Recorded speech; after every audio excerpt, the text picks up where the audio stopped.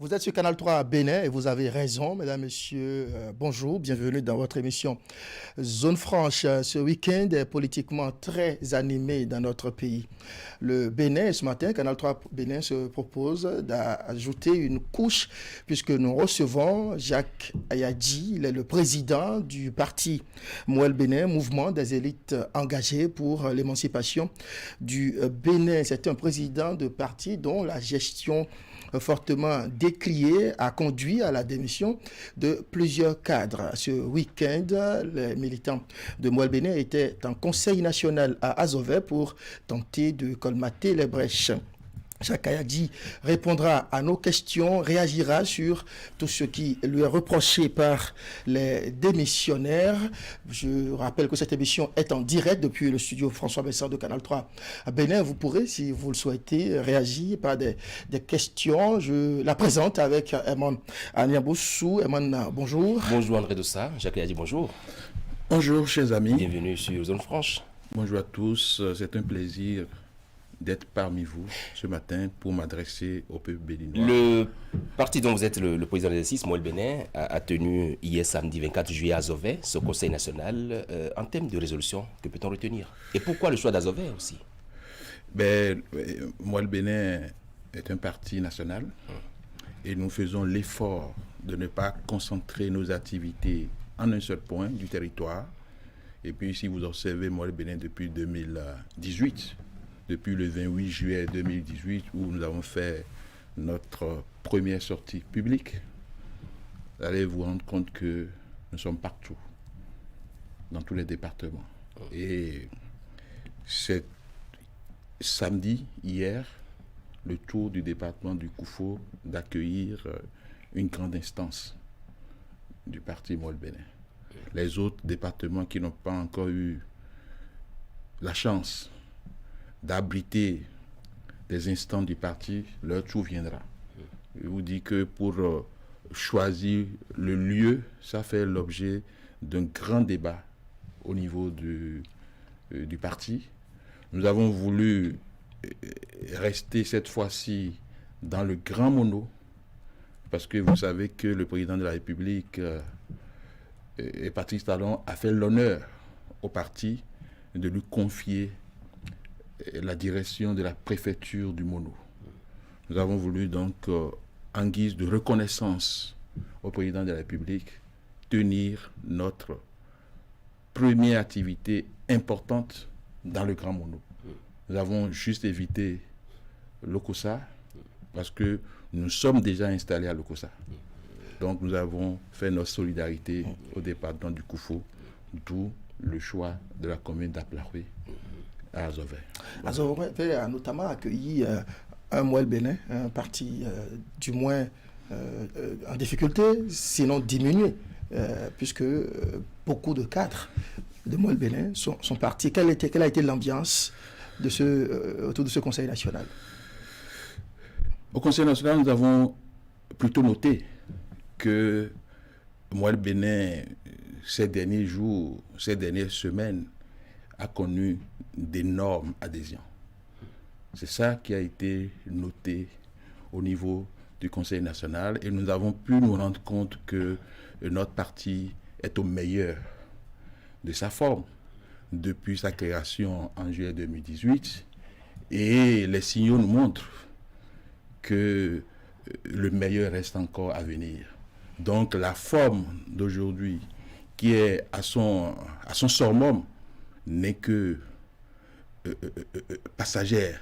Le meilleur, la grande forme, la forme redoutable de Mouel Bénin s'est amorcée à partir d'Azové. Et vous avez dû, puisque Canal 3 était représenté sur les lieux, vous avez dû voir ce qui s'est passé. Comment peut-on être en forme, en tout cas tel que vous le dites, quand on a perdu ses bras droits, quand on a perdu des cadres aussi importants?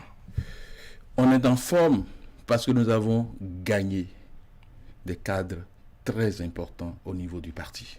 Et je voudrais citer, pour clôturer définitivement ce sujet-là, que l'honneur appartient à ceux qui jamais ne s'éloignent de la vérité. D'accord? Même dans l'obscurité. et dans les difficultés, ceux qui ne se laissent pas décourager.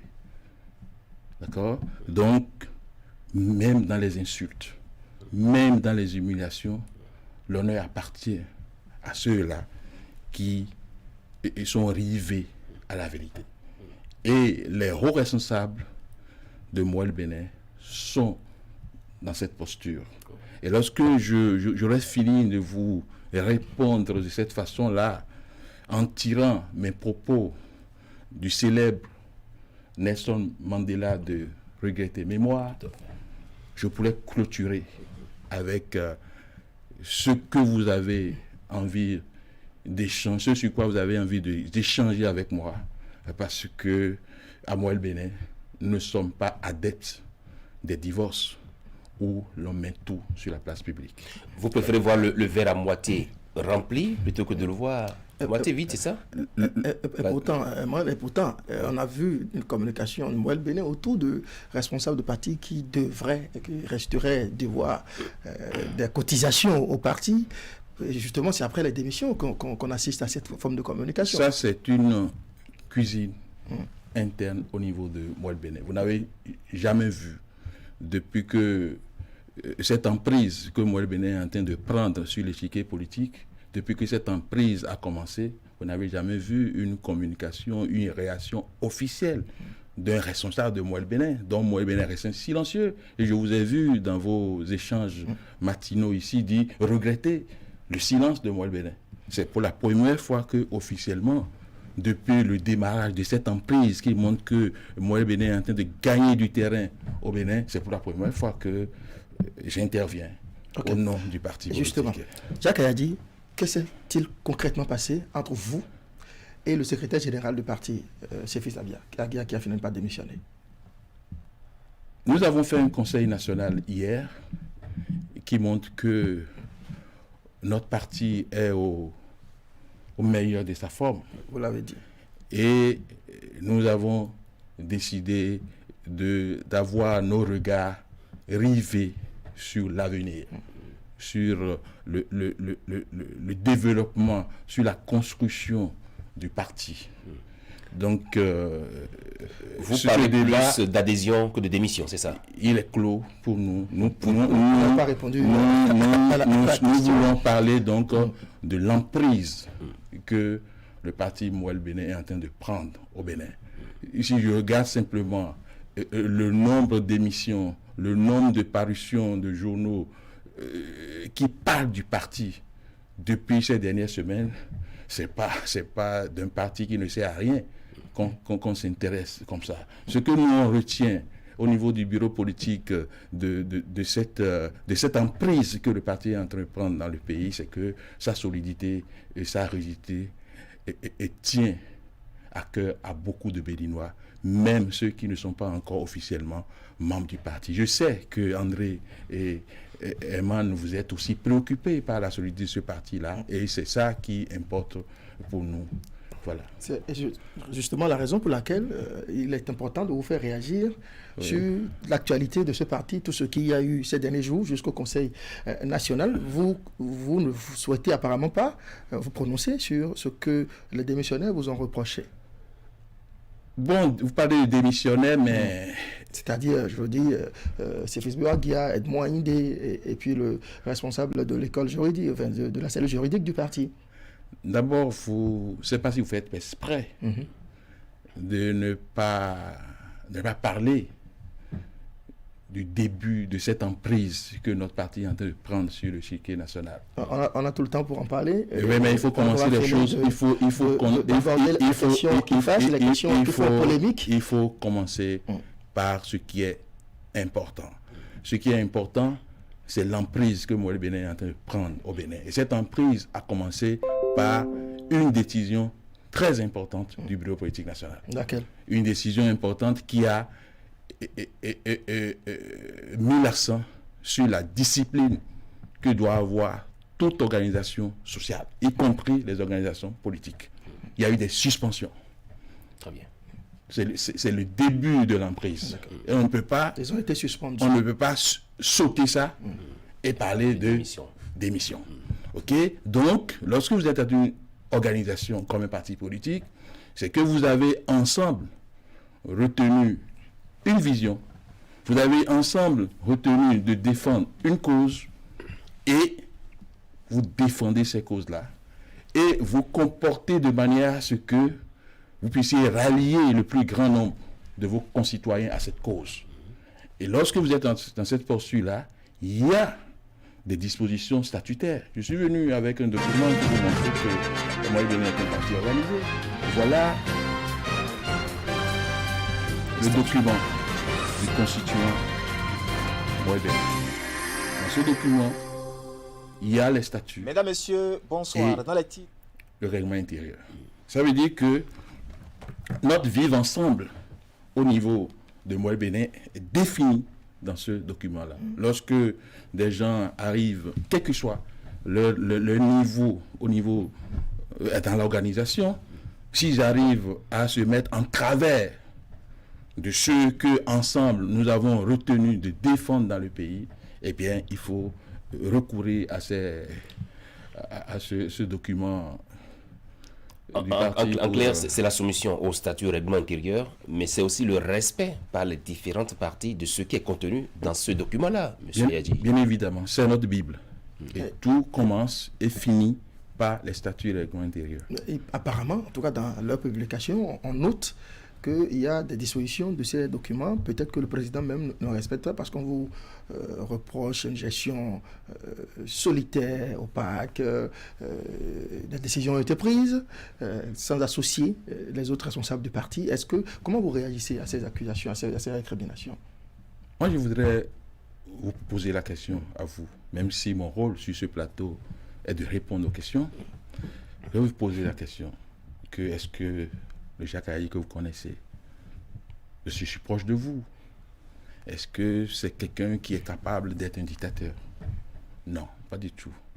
Il n'y a pas, au niveau de Moël Bénin, une gestion cavalière et solitaire. Et ce qui s'est passé hier à Zové l'a montré. Parce que dans cette emprise que le parti est en train de prendre sur le pays, certains ont été intoxiqués. Certains qui sont majoritairement du département de Lomé, et j'ouvre une parenthèse pour dire que beaucoup ne connaissent pas bien Jacques Ayayi. Moi, je suis de Lomé, parce que je suis maternellement de Lomé, d'Avancourt et de Kouti en particulier. Donc, ceux qui manipulent ont cherché à intoxiquer mes parents maternels ont oublié, c'est que ces parents connaissent leur fils. Quand on leur a dit démissionner parce que Jacques Ayayi est ci, Jacques Ayayi est ça, ils ont dit non, nous ne pouvons pas suivre votre seul son de cloche et agir. Nous allons adresser une demande d'audience au président du parti et écouter sa version des faits. Eh bien, j'ai accordé cette audience-là. Ils sont venus très nombreux, les coordonnateurs d'arrondissement, les coordonnateurs communaux de la 19e circonscription électorale, notamment, sont venus me voir au siège du parti. Et je leur ai expliqué ce qui s'est passé. Ils sont repartis vraiment métamorphosés. Et vous avez dû lire dans la presse une déclaration conjointe qu'ils ont publiée le jeudi dernier. Et ce qui est encore illustratif du démenti formel de ces accusations-là, c'est que l'un des meneurs de ce mouvement qui était venu vraiment me démontrer que j'étais un dictateur, j'étais ce que les gens disaient, Wilfried Viahoudé, je le nomme, parce qu'il était venu comme un haut juriste de la délégation pour démontrer que la tenue de la session la session du bureau politique qui a pris ces décisions-là, était irrégulière.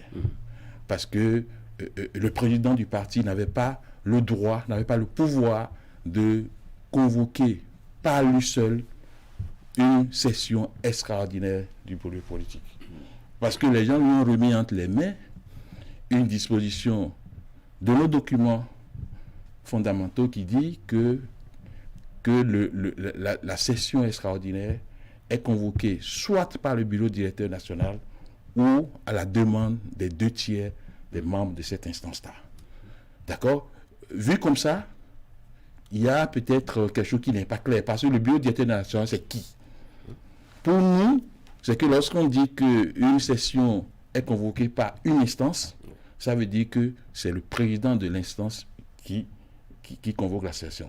Parce que si, dans l'esprit de cet article, on voulait dire que le président du parti n'a pas le droit de convoquer une session extraordinaire du bureau directeur national, on n'aurait pas écrit, même dans cette disposition-là, que cette instance est convoquée par le bureau directeur national ou à la demande des 2/3. Ça veut dire que la demande des 2/3 là n'est pas la même chose que la convocation par le bureau directeur national. Très bien. Mais le monsieur dit qu'il y a confusion. On a dit non, c'est bien, il y a confusion dans cet article selon vous, mais allez lire un autre article Lequel, lui? qui dit clairement que dans le règlement intérieur que les sessions extraordinaires du bureau politique national sont convoquées par le président du parti ou à la demande des 2/3. Les 2/3. Dès que le monsieur a lu Ces dispositions. ces dispositions dans le document que les gens lui ont remis entre les mains, parce qu'il est venu avec ce document, on lui a mis le curseur sur l'article qui arrangeait. Dès qu'on lui a lu ça, il a dit que ce débat est clos à son niveau. Mais dans son intervention, nous avons pu noter qu'il était quand même d'un niveau élevé en droit. Et puis, moi je lui ai demandé, avec sa compétence avérée que je suis en train de voir là, qu'il va lui confier une mission, qu'il va lui remettre en consultation privée les statuts et règlements intérieurs pour qu'il puisse nous faire un audit de ça pour voir ce que nous pouvons corriger. Mais ce monsieur, il nous a fait un travail formidable, Donc, qui a servi de base aux travaux du conseil. Il était venu là-bas en tant que consultant. Mais en partant à la fin, il a dit vraiment, merci président de m'avoir donné l'occasion de vivre ce qui se passe à Moelle-Bénin. C'est une démocratie au niveau des partis, à nul autre pareil. Et ce monsieur, qui n'était qu'un sympathisant, parce qu'il y a beaucoup d'erreurs, beaucoup de fautes que certains militants font au niveau du parti. Les gens disent, moi je suis Moelle. Alors pour être Moelle, il y a une procédure. Il n'avait pas encore fait sa formalité d'adhésion. Et beaucoup de ceux qu'on demandait que des gens en qui je faisais confiance ont fait positionner à certains postes sont à ce jour dans le statut. Pas le statut de militant. Non, sympathisant. C'est pourquoi vous n'avez pas observé beaucoup de publications dans les journaux, parce que lorsque les gens viennent, je suis un tel mouvement, j'ai adhéré au parti à la veille des élections présidentielles, je constate que vous êtes en train de faire une gestion cavalière et tout, j'ai fait une démission collective. Très bien, on dit à Moelle-Bénin, il n'est pas prévu de démission collective, il n'a même pas prévu d'adhésion collective dans le parti. Eh bien, vous avez le droit d'entrer librement dans le parti et le droit... Je pense que vous avez posé une question, j'ai voulu botter la question, vous avez insisté. On va vous relancer. Oui, relancez-moi si vous voulez. Oui. Donc, allez faire des lettres de démission, mais montrez-nous que vous êtes militant. C'est la débandade. Plus personne. Celui que on a fait désigner comme délégué de la 19e circonscription électorale a, malgré ça, écrit une lettre de démission. Mais il n'a pas eu le courage de venir déposer, d'accord, parce que il savait qu'il envoie un message WhatsApp que quelqu'un lui a rédigé, parce qu'il a fait un transfert. Jacques a dit en clair. Et puis, bon Dieu, je sais que si je viens au siège du bureau du parti pour déposer, vous allez user de subterfuge pour ne pas prendre ma démission. Mais je vous envoie la démission par WhatsApp. Et les récupérateurs ont récupéré et puis on a emmené ça. Si on vous suit bien, c'est que les responsables de Moelle-Bénin qui ont démissionné tentent de déstabiliser le parti, de faire démissionner des militants. C'est bien cela. Et vous semblez notamment indexer Edmond Hinglé. Moi, vous allez tout faire sur ces 90 minutes-là, je ne sais pas combien. Une heure. Moi, je ne suis pas venu ici pour parler de quelqu'un. Je suis venu pour parler de Moël Bénin. Justement, est-ce que vous regrettez le départ? Je ne sais pas de qui vous parlez. Le secrétaire général du parti, le vice-président et le responsable de la cellule juridique du parti. Est-ce que vous regrettez leur démission? Ce que je sais, c'est que nous allons faire un débat fiction. Je vais peut-être vous présenter des personnages un peu fictifs sur lesquels je peux faire un débat. Lorsque vous prenez deux personnages fictifs, l'un président d'une organisation politique et l'autre un collaborateur, un responsable de haut niveau de cette organisation politique, qui dénie par exemple le droit au président en tant que premier responsable du parti d'aller rencontrer par exemple le président de la République en son absence, d'aller rencontrer le président Benoît Hamonsou en son absence, d'aller. Vous le dites, c'est fils de Bouagia. Je ne sais pas. L'ancien secrétaire général du Je ne parti. sais pas de qui vous voulez parler, mais je sais. C'est lui le bras droit. Je ne sais pas, mais ce que je sais, c'est que devant cette organisation fictive dont je parle sur ce plateau-là, au cours d'une instance importante où ce président fictif est en train de rendre compte, on a vu ce responsable de haut niveau toiser le président, taper sur la table pour dire qu'il n'a pas le droit d'aller voir le président Patrice Talon, par exemple. Ça peut vous irriter. Et donc emporter votre colère. Non seulement... Ne traduit-il pas un déficit de confiance? Non seulement, si c'était dit face à face, en tête à tête, on peut dire, bon, ça peut mériter. Mais lorsque c'est au cours d'une réunion officielle de responsables de parti que ça se dit et qu'on me dit qu'on dit à cette personne fictive, ce président fictif qui n'a pas le droit d'aller voir le président, qui n'a pas le droit d'aller voir Benoît Moussou, qui n'a pas le droit de faire ceci, qui n'a pas le droit, et que ce responsable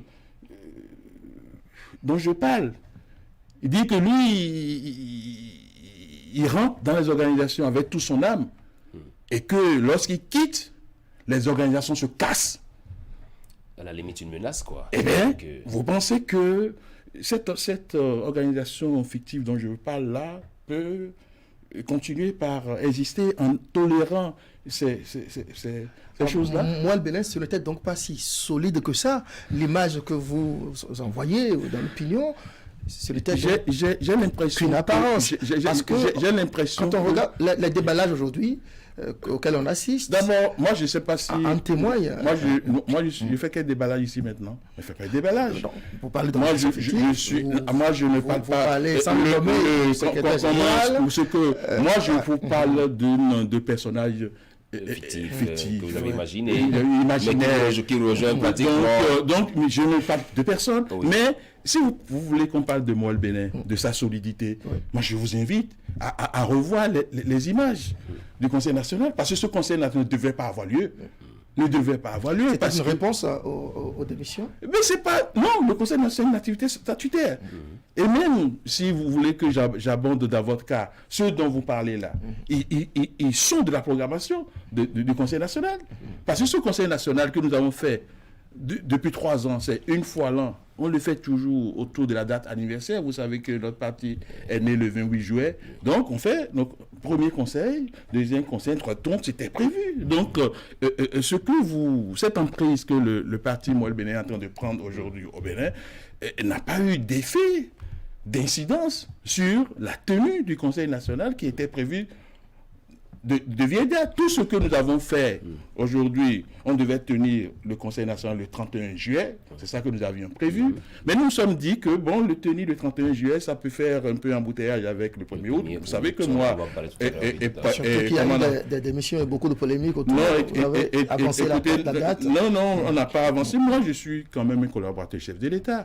Donc, je peux, d'une manière ou d'une autre, être impliqué dans la célébration du 1er août. Donc, je ne peux pas prendre le risque de prévoir une activité importante du parti le 31 juillet. C'est pourquoi on l'a ramené au 24 juillet, c'est tout. Quand on se réfère à ce personnage fictif, à cette histoire que vous avez, est-ce que ça ne traduit pas une crise de confiance? Bon, Toujours dans ce cas-là. si on reste dans ce cadre imaginaire, eh bien, il y a crise de confiance. Il y a crise de Qu'est-ce qui peut confiance. donc entretenir cette crise de confiance? La guerre des intérêts? Ben écoutez, vous savez, moi le Bénin, c'est quelque chose qui est conçu pour, comme nous avons dit, un peu améliorer l'image de la classe politique au Bénin. Donc, On parle d'élites engagées d'ailleurs. D'élites engagées. Des élites engagées. d'accord. Pour Donc, l'émancipation du Bénin. on est là pour défendre une vision.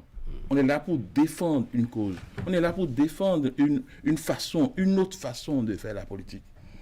Mais on n'est pas là pour défendre un poste. On n'est pas là pour défendre un poste.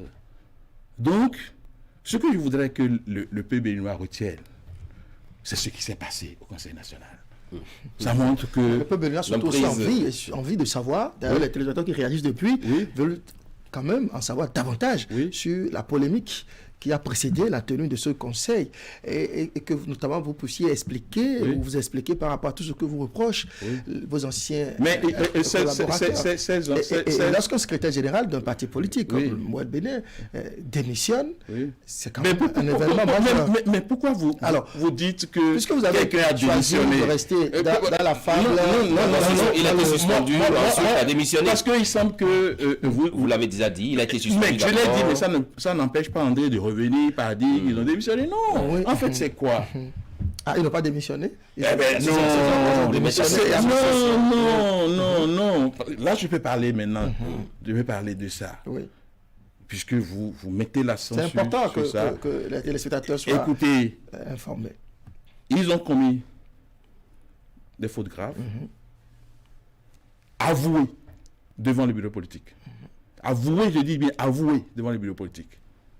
Clairement, nous avons fait ça, mais notre intention n'était pas de déstabiliser le parti.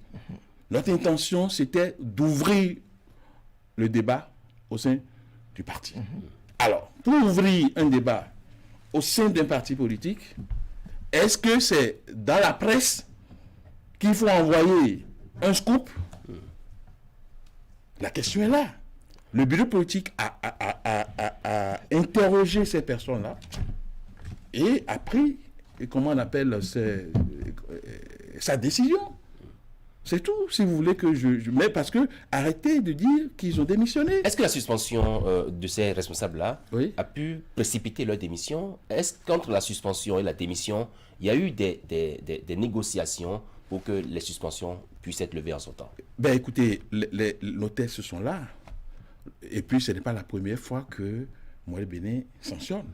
Parce que ce que les gens ne comprennent pas, la discipline, la recherche de la discipline, l'exigence de la discipline dans une organisation politique, ce n'est pas de la dictature. Et ce n'est pas pour la première fois que des cadres de Moël Bénin ont été soit exclus, soit suspendus. Nous avons eu un cas de notre directeur de protocole. Et le camarade Ulrich Déou, que vous appelez affectueusement Rico Dola, qui a été suspendu. Parce que nous étions, comment on appelle, en coalition avec le parti Union progressiste pour les communales, et il a fait un recours contre le candidat, Luc Atroupeau, de cette formation politique au niveau de la Cour suprême. Nous avons vu que c'était une faute grave. Et nous l'avons suspendu. Mais il a fait amende honorable. Il a pris son stylo, il a écrit, il a fait un recours gracieux. Et nous l'avons réhabilité. Il y a le camarade délégué de la circonscription électorale de la 16e, Vigan Camille, qui, sur les réseaux sociaux, bon, c'est un activiste. Parce que lorsque vous faites un choix, moi-même j'étais activiste, je vous ai vu rappeler ça dans vos émissions ici, mais quand vous avez fait le choix d'entrer dans l'action politique, de rentrer dans une organisation politique qui a des règles, eh bien, des fois, il y a des sujets. Eh bien, mais je n'arrive pas. Donc, quand le camp Vigard continuait, ben on l'a suspendu. Et il a écrit, il a demandé. Voilà. Certains pensent qu'ils sont tellement forts, ils sont indispensables. Les indispensables, les irremplaçables sont au cimetière. Ils ont dit non, voilà, nous sommes très forts. Si on quitte Moël, Moël va disparaître. Et ils ont commencé par travailler pour. Moi, je remercie ici le coordonnateur communal de Boycon, le camarade Boris Sizogan. Oui. Je le remercie pour sa loyauté au parti politique. Quand on avait voulu positionner ce camarade coordonnateur communal, les gens n'étaient pas d'accord. Ils voulaient d'autres. Ouais. Mais finalement, ils ont découvert la qualité de l'intéressé. Alors, si le Moël Bénin... Attendez un instant. Et quand ils sont suspendus, et ils n'ont pas encore pris la décision de démissionner, ils ont entrepris de demander à ce monsieur de démissionner. Mais écoutez, pourquoi vous démissionnez? On peut avoir des problèmes internes dans le parti. Ils ne savent pas. Il faut savoir les régler. Le nombre de coordonnateurs d'arrondissement, de coordonnateurs communaux, qui ont été entrepris pour déstabiliser le parti, oui, sont nombreux et ils ont résisté. Et c'est le lieu de les féliciter. Alors, vous dites tantôt, le parti a une certaine emprise désormais sur l'échiquier politique national, mais si le parti était aussi solide, pourquoi c'est autour d'une nomination qu'il y a tant de tintamarre? Mais je n'aimerais pas citer ici la première vice-présidente du parti, Mme Léontine Mitaille, qui, caricaturant, a dit que c'est comme des personnes, ceux qui se mettent en marge aujourd'hui de la vision, de la cause et se focalisent sur un poste, sont comme des personnes qui, en chemin, ont été surprises par la pluie et qui, comme on le dit, sont allés, bon, je ne comprends pas le mot, et baissent quoi. Comment on dit ça en français? Ils se sont mis à l'abri. À l'abri, à Moël-Bénin, et la pluie a cessé, et ils sont partis. Parce que on dit oui, quand si on doit nommer quelqu'un préfet, il faut que ça soit une certaine personne qui travaille à la préfecture de Lomé. Certaines personnes qui travaillent à la préfecture de Lomé. Et cette personne-là, eh bien, était le militant de Moël-Bénin le plus proche du fauteuil de préfet. Et si on ne peut pas faire un choix différent de son choix. Je vais quand même ouvrir une petite fenêtre sur cette nomination de préfet pour que les téléspectateurs nous comprennent. Ceux qui ne sont pas Moël-Bénin nous comprennent. Le président de la République nous a reçus après sa victoire à son domicile pour nous féliciter de tout ce que nous avons fait pour sa victoire et comment on appelle au dernier présidentiel. Mais il nous a dit en même temps qu'il n'a pas l'intention de constituer tout de suite une nouvelle équipe gouvernementale. Donc que Moël-Bénin ne s'attende pas à faire son entrée au gouvernement. D'accord? Mais qu'il va, comment on appelle, accorder au parti des postes importants pour montrer que effectivement Moël-Bénin est, n'est-ce pas, dans la famille de la majorité. Déjà qu'il avait prévu faire la promotion désormais de votre parti. Le 6 février, il avait déjà dit, avant la campagne, et puis il est revenu sur ça après sa victoire. Très bien, allez-y. Bon, honnêtement, quand le président l'avait dit, moi j'avais acquiescé, j'étais d'accord, j'ai compris le président. Et en tant que responsable de la délégation, j'avais fait un message au président disant que Moël-Bénin est solidaire de sa décision.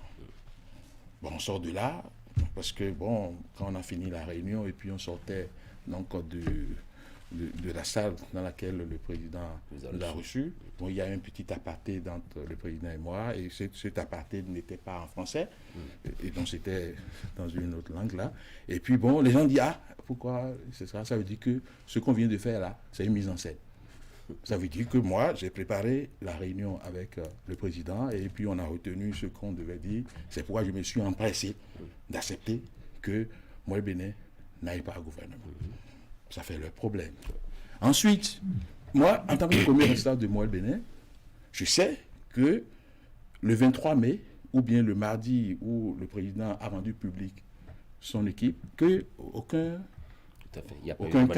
cadre, non, avant la publication. Tout à fait. Mais les gens ont fantasmé. Les gens étaient dans leur fantasme. Vous voulez entendre leur nom, ils sont allés se scotcher. Et comment on appelle devant, comment on appelle le petit écran de la télévision nationale, pour entendre leur nom. Ils n'ont pas entendu. Et on se fâche. On ne va pas insulter le C'est président. peut-être aussi parce que vous n'avez pas partagé l'information. Avec qui? Mais avec vos cadres. Avec Mais le le président, en ce moment-là, n'a pas reçu le président de Demoël seul. Il a demandé une délégation de Moël Bénin. Je n'étais pas seul. Donc ceux dont vous parlez là, ils étaient représentés. C'est dans leurs oreilles que ça a été dit que nous ne serons pas au gouvernement. Bon, j'ai lu un article un temps avant d'Adrien Ating-Pator qui parlait de 3 personnes qui iraient au gouvernement. Oui, il a cité mon nom, il a cité Aïné, il a cité Bilikis. Bon, c'est pas là. Et puis les gens disent, ah, quelqu'un m'a envoyé ça. Président, vous avez vu ça? Moi, il dit, vous avez vu ça, mais c'est les spéculations. Alors, est-ce que vous confirmez que la nomination du préfet, d'un préfet Moël Bénin, si vous me laissez finir, oui, vous allez comprendre. Nous sommes aussi tenus par le temps. On doit aborder tous les aspects de la gestion. Le bureau, le Conseil national a décidé hier que nous rentrions dès aujourd'hui dans l'option canard sur ce dossier. C'est quoi l'option canard? L'option canard, vous savez, lorsqu'on verse de l'eau sur les plumes d'un canard, qu'est-ce qui se passe? Ça lui fait rien. Quel que soit ce que vous aurez à partir de la fin de cette émission, de démission fictive, de ceci, de cela, le parti Moël Bénin officiellement n'interviendra plus. Ce qui nous par exemple, après avoir divulgué dans l'opinion que les militants démissionnent, ne payent pas les cotisations. Mais écoutez. Pourquoi vous me posez une question et vous m'empêchez de répondre? Alors, donc les gens voulaient aller au gouvernement. Après, ils se sont fâchés. Lorsque le président a formé son gouvernement, un parti sérieux de la mouvance présidentielle devait se réunir pour se prononcer au gouvernement. Je convoque ces réunions du bureau politique et on se met à insulter le président devant moi. On dit non, s'il ne veut pas de nous, il faut mieux qu'on aille dans l'opposition. Mais vous ne pouvez pas dire ça devant moi. Qui sont ceux qui ont dit ça? Je ne citerai pas les personnes, ils se connaissent.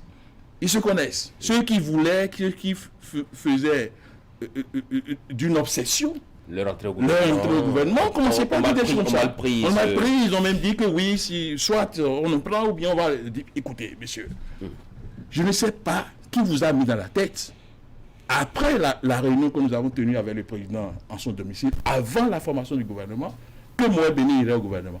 L'entente que nous avons eue avec le président, c'est que nous n'entrons pas au gouvernement. Mais que vous ayez des points. On dit non, pourquoi tout. J'ai arrêté ce débat-là. Et je dis qu'on ne peut pas, devant moi, manquer de respect, même si c'est en vase clos, manquer de respect au président Patrice Talon. Parce que nous sommes dans une collaboration loyale et fidèle avec le président. Donc j'ai arrêté ça. Bon, le débat de ministre est fini. Maintenant, on a dit, le président, dans ses engagements, a dit, je veux nommer des préfets. Vous n'en avez droit à un. Envoyer des CV. Moi, je n'ai jamais appelé un camarade du parti pour lui réclamer son CV. Je passe toujours par le secrétaire général. Dans un premier temps, on nous avait fixé un critère d'administrateur civil territorial. Nous avons envoyé des CV de ceux qui sont administrateurs du travail, de la sécurité sociale et autres. Et on est resté dans ça. Le président n'a pas validé le CV parce qu'il voulait forcément un administrateur territorial. L'information m'en a été donnée. Il faut aller à la recherche de cet administrateur-là.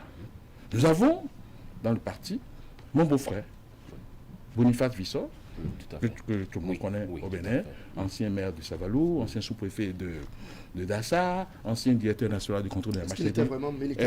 Attendez. Sympathisant dans le même style que ce que vous avez décrit à l'entame de cette émission. Attendez, oui.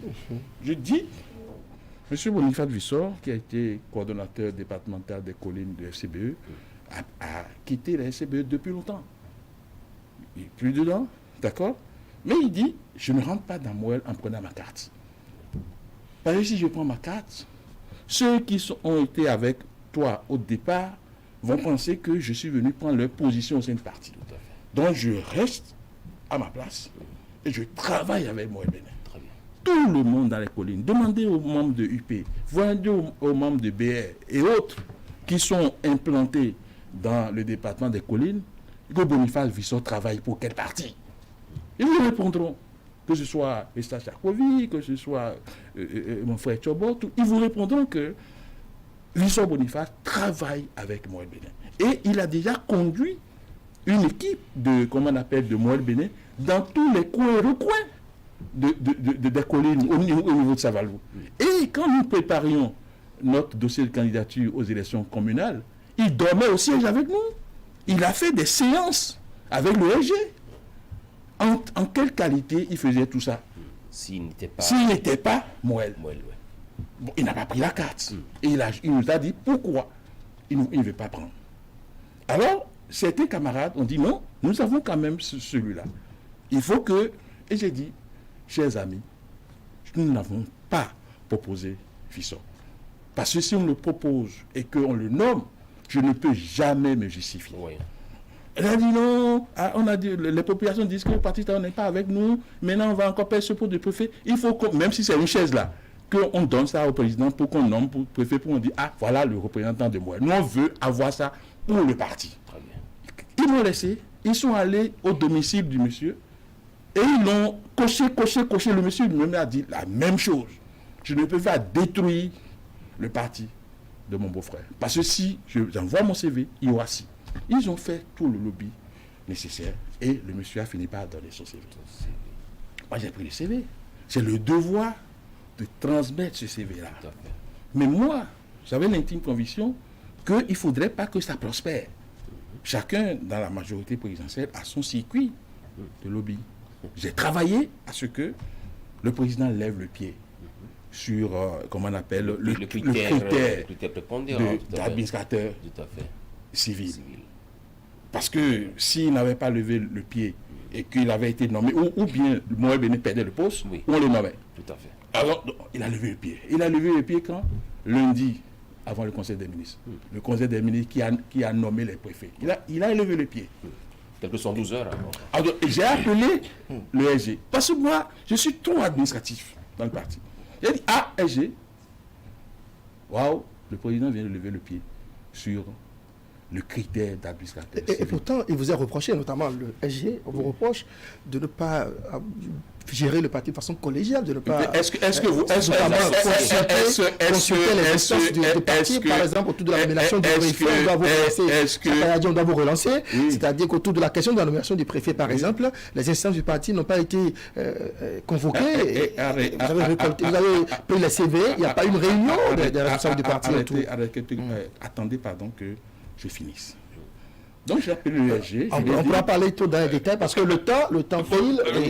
C'est le poste que vous apportez en disant que vous avez appelé le SG. C'est le poste que vous apportez. J'ai appelé le SG pour dire, bon écoutez, les CV, parce que maintenant, les CV qu'on a envoyés là, nous avons éliminé certaines personnes qui voulaient être préfets parce qu'ils ne vérifiaient pas ce critère.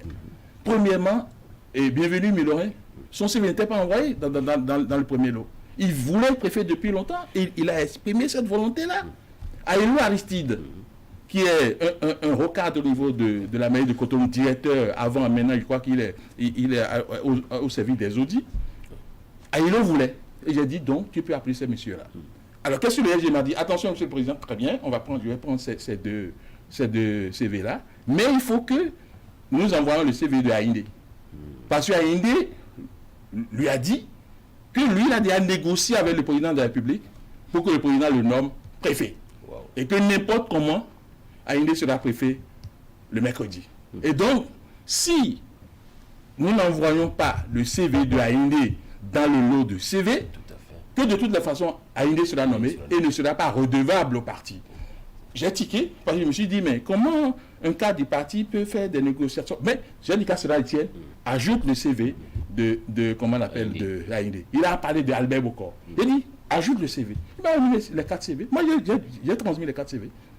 Et puis, après l'étude, eh bien, qui de droit m'a appelé pour me dire, bon, j'ai étudié vos CV, mon choix est porté sur le bienvenu Milorin. Est-ce que tu es d'accord? Ben, nous, on voulait. Ça fait partie des CV que je n'ai pas pris de bienvenu.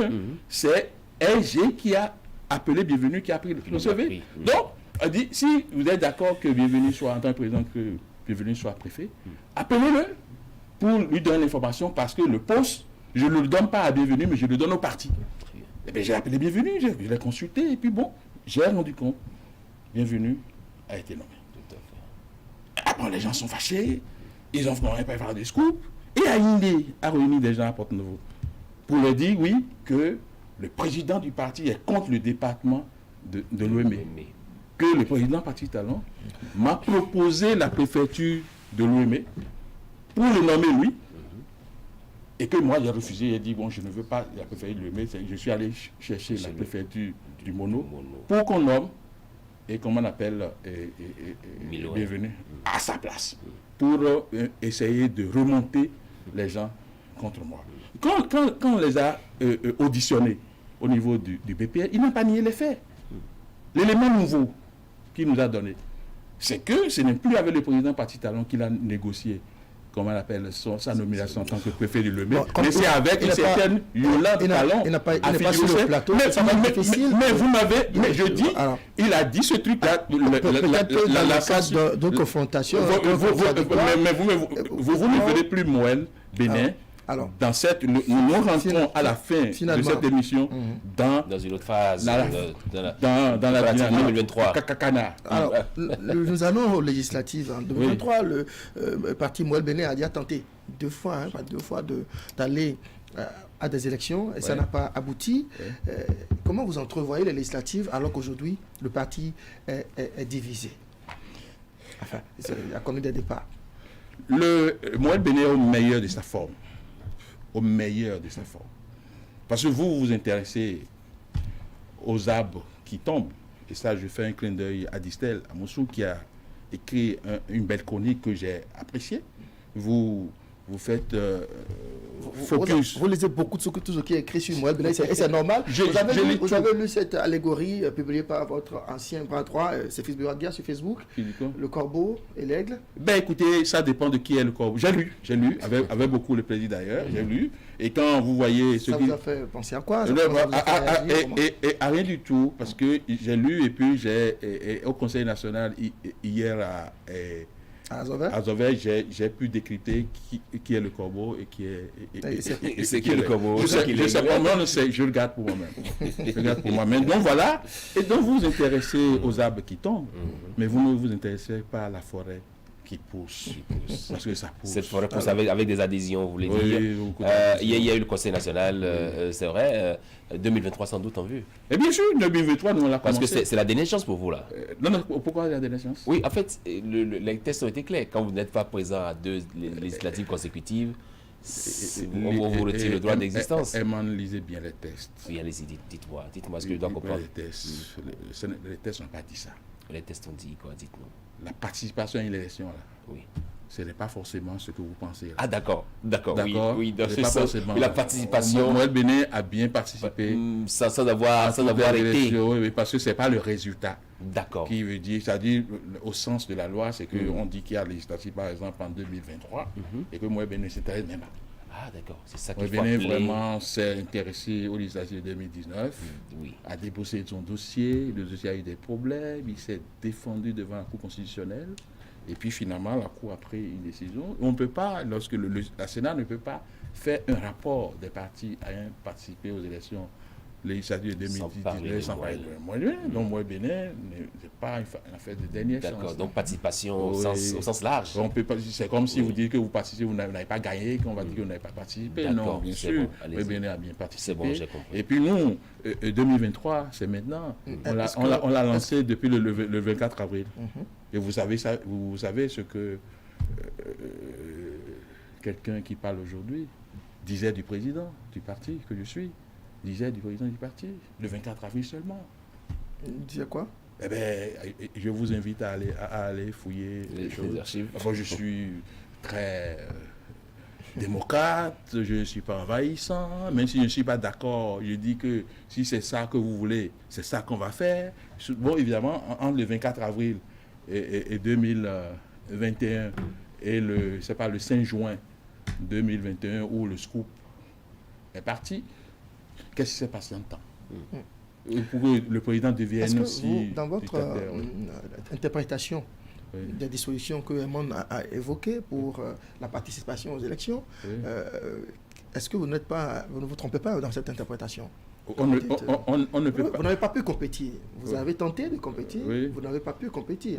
La loi dit qu'il faut avoir participé. Et participer, c'est compétir, non? Non. Pourquoi vous n'avez pas utilisé les mêmes... D'abord, on a compétit. Lorsque vous envoyez votre dossier, et puis même si on vous relègue, on vous disqualifie à n'importe quelle phase de la compétition, vous avez compétit. En tout cas, c'est la ligne de défense. On ne peut pas être président d'un parti aussi sérieux, aussi structuré que Moël Bénin et ne pas s'intéresser à ces dispositions-là. Vous l'avez déjà anticipé. Ça fait le jeu de recours, c'est ça? Pourquoi? Si vous voulez, vous faites le recours. Si vous êtes contre la participation. On note une très forte acquaintance, ou c'est au moins amitié entre le Moël Bénin et l'Union progressiste. Avant les élections communales, certains observateurs avaient cru voir ce qui était précurseur d'une fusion, d'une union de ces deux formations politiques. Ça n'a pas été le cas. Est-ce qu'il faut toujours, c'est toujours envisagé, cette fusion?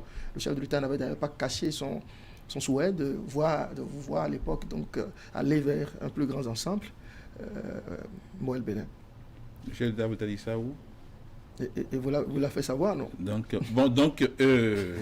Il vous a rencontré. Il a dit. Bien sûr. Donc, que son souhait, c'était de voir entrer dans les... Absolument. Mais que vous avez tenu bon. Bon, c'est vous qui le dites. Ce que je sais, c'est que en politique, on ne dit jamais. D'abord, il y a une proximité idéologique entre Moël Bénin et l'Union progressiste. Social-démocratie. C'est ça qui a même milité dans le choix de Moël Bénin aux élections communales. Et je vous rappelle que le parti politique qui a fait le premier pas dans cette coalition, c'est Moël Bénin. Parce que nous n'avions pas le choix. Puisque nous disions que nous devons rester entre BR et UP. Et donc, on ne peut pas se comporter comme les autres partis politiques et aller faire une coalition contre nature. C'est vrai que le secrétaire général voulait qu'on aille au BR. C'est vrai que le président du parti voulait l'IP et a justifié pour dire non, on ne va pas faire comme les autres. Si on fait des choses, il faut qu'on lance un message à l'opinion nationale et internationale. Moi, je ne suis pas fier de dire que pour une fois que Moël Bénin veut faire une coalition, il est allé faire une coalition contre nature. Le débat a eu lieu de façon intense et on a dit, bon, il faut aller consulter des amis pour voir dans quel sens il faut aller. Et puis finalement, on est allé à l'UP. Peut-être que dans la marche, ce n'est pas encore envisagé aujourd'hui. Ça peut arriver demain. Donc ne vous attendez pas à ce que moi je vous dise sur ce plateau que jamais. D'abord, le mot jamais là, mon expérience personnelle le montre. Parce que moi j'ai dit jamais j'ai fait la politique. Et pourtant vous y êtes. Aujourd'hui, je suis chef de parti politique. Alors du coup, faut-il aussi envisager une réconciliation? Jacques a dit c'est fils de Wagia. Je ne sais pas pourquoi vous parlez de réconciliation. Moi j'ai aucun problème avec... Aujourd'hui, vous avez un problème politique, vous n'êtes plus ensemble. Non, en fait, c'est pas Jacques Ayadi. Les gens font une confusion entre Moël Bénin et Jacques Ayadi. C'est que c'est le système Moël Bénin qui a rejeté un certain nombre de camarades. Parce que c'est des principes.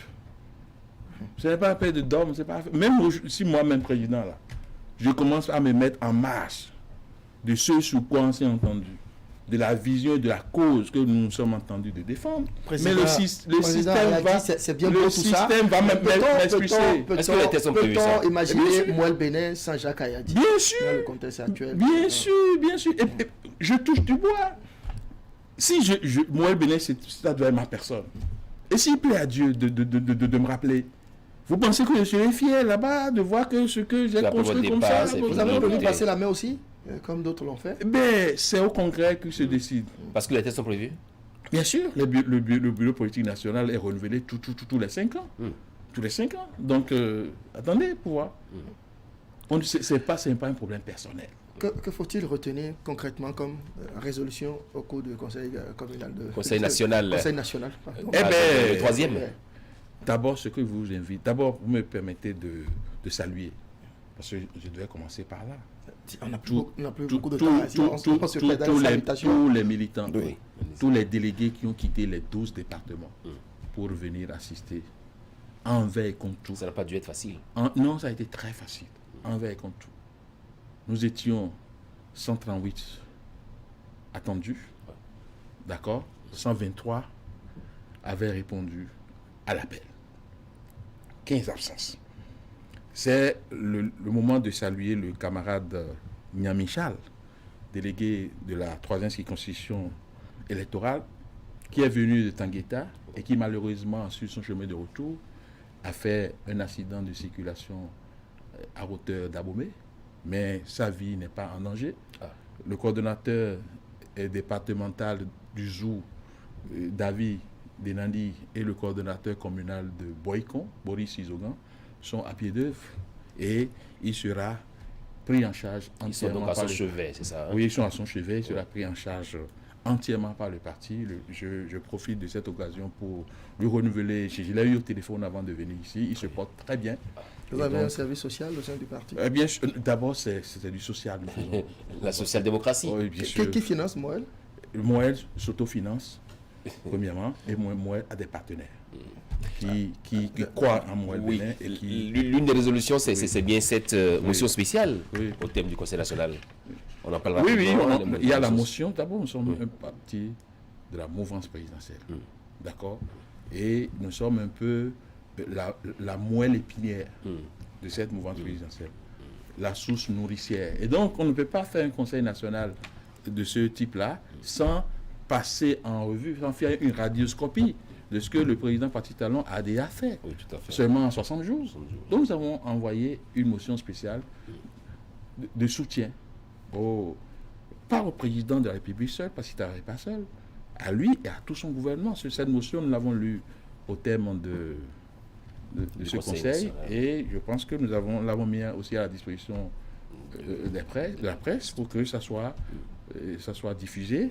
Ensuite, nous avons étoffé, nous avons pourvu, comme les textes le prévoient, aux postes devenus vacants au niveau du bureau politique national. Et aujourd'hui, nous avons un tout nouveau secrétaire général. Oui, Agnoro. Juste Agnoro. Oui. Et je ne dévoile aucun secret quand comment mon ami là s'appelle, Christian. Il était sur le plateau l'a reçu la dernière fois. Bon, je lui ai demandé à Christian, qu'est-ce que tu penses de ce monsieur? Il a dit de très bonnes choses de lui. Et il m'a dit de façon peut-être prémonitoire, le message sur mon portable, je le vois secrétaire général de Moël Bénin. Est-ce que c'est un consultant de Moël Bénin? Je l'ai aussi dit sur le plateau quand il quittait. Je l'ai aussi dit. Moi, je ne sais pas comment toute l'unanimité a été faite autour de sa personne, et je profite de votre plateau pour lui adresser. Il était peut-être déjà choisi par le président avant. Non, pas du tout. La question, le calme après la tempête, est-ce qu'on peut confirmer que c'est ça désormais au sein du Moël Bénin? Pour le prendre à la question. Moël Bénin est en train d'avoir de l'emprise. L'emprise sur l'échiquier politique béninois. Eh bien, vous savez qu'une organisation politique, quelle qu'elle soit, est comme un homme. Lorsque vous naissez, vous savez que, quoi qu'on dise, Moël Bénin est un jeune parti, on n'a que 3 ans. Lorsque vous êtes enfant, vous évoluez dans votre croissance. Il peut vous arriver d'attraper la varicelle. Et lorsque vous attrapez cette varicelle-là, lorsque vos parents ont la responsabilité qu'il faut et vous soignent, et que vous guérissez de cette varicelle-là, vous en devenez immunisé. Donc, Moël Bénin sort grandi, mûri de ce que vous appelez de cette turbulence-là, et que nous on appelle de cette emprise que nous sommes en train de prendre. Nous sommes immunisés maintenant. Et c'est pourquoi on a dit que nous déclenchons, dès la fin de cette émission, le phénomène canard. Est-ce que vous avez pris la disposition pour que les autres responsables du parti qui ne paieraient pas leur cotisation puissent le faire? D'abord, qu'on ne découvre pas à la prochaine démission? Non, d'abord, le problème, pour démissionner de moi, la démission est libre à Moël Bénin, pour partir. Même moi, je vais partir. Mais avant que je ne parte, il faut que je montre que je suis membre. Et que deuxièmement, je fasse le point de ce que j'ai payé jusque-là. Oui. De toute façon, ça sera fait. Parce que lorsque quelqu'un, je ne souhaite pas, si quelqu'un veut quitter ici maintenant, on fait solde de tout compte, non? On dit vous passez, comment on appelle, la comptabilité. Tout à fait. Et ce qui va faire que, vous comprenez que moi, le bénéfice du sérieux, parmi ceux dont vous parlez là, il y a au moins 3 qui sont... Il y a 2 d'abord qui ont payé leur cotisation juste en décembre 2021. Ces personnes-là, on leur a demandé de venir prendre leur excédent. Il y a un autre qui a payé jusqu'en décembre 2020. Il reste de voir 7 mois, mais c'est un effort quand même. Avoir payé de 2018 jusqu'à... On lui a dit, bon, il peut, s'il le veut, passer pour solder. Mais il y a un autre. Il a démissionné, mais vous êtes prêt quand même à prendre son argent? Non, mais écoutez, c'est pas... C'est une formation. C'est ça le parti. C'est pas une fois. Et il y a un autre qui, malheureusement, voulait être le préfet de Moelle-Bénin, mais qui n'a jamais, depuis son adhésion, payé un seul franc au parti. Ben, c'est pas une bonne chose. C'est à qui? Ben, c'est Aïné. Il n'a jamais payé. Il n'a jamais payé de cotisation. Il a juste payé son droit d'adhésion de 2000 francs, mais après ça, rien du tout. Donc c'était donc sérieux, j'étais officiel, ça venait du parti. Pardon? Ça venait du parti. Quoi ça? Cette information. Non, mais c'est signé, non? Le trésorier général. Qui a signé, Non, chez nous, c'est la discipline. Marie-Noël, moi, je n'étais pas disponible. La PVP était en voyage. Et donc, dans l'ordre de préséance, c'est Marie-Noël DVP qui pouvait signer la notification de l'acceptation de leur démission, que nous appelons auto-exclusion. On ne va pas revenir sur ça. Mais pour faire le point des cotisations, ce n'est pas Marie-Noël, ce n'est pas la présidence, c'est le trésorier général. Vous savez que dans un parti, il y a 3 importants responsables. Il y a le président avec tout ce qu'il y a comme vice-président qui fait une entité. Il y a le secrétaire général avec tout ce qu'il y a comme une entité et le trésorier général.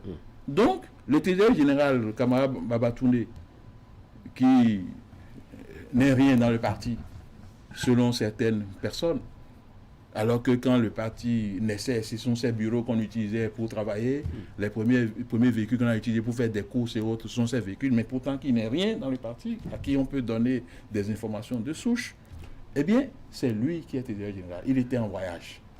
Eh bien, son adjointe, Bilikil Salaou, a dû faire le point et a signé. Et c'est comme ça que ça fonctionne dans une organisation sérieuse. Donc, on leur a fait le point. Voilà, et on les a remerciés.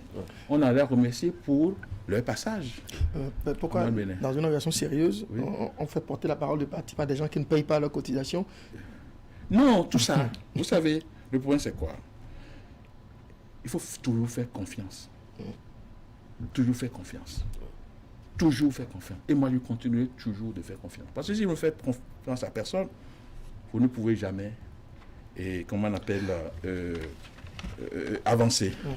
Alors, nous avons épuisé le temps imparti à cette émission. Vous avez épuisé comme ça? On va quand même, il me plaît de vous faire une question. Vous n'êtes pas venu sur ce plateau, est-ce directeur général des infrastructures, mais il y a notamment un téléspectateur qui me demande de vous poser la question de savoir pourquoi les chantiers conduits par Ebomaf sont en souffrance et pourquoi les populations doivent subir justement autant de désagréments à cause de ces chantiers-là.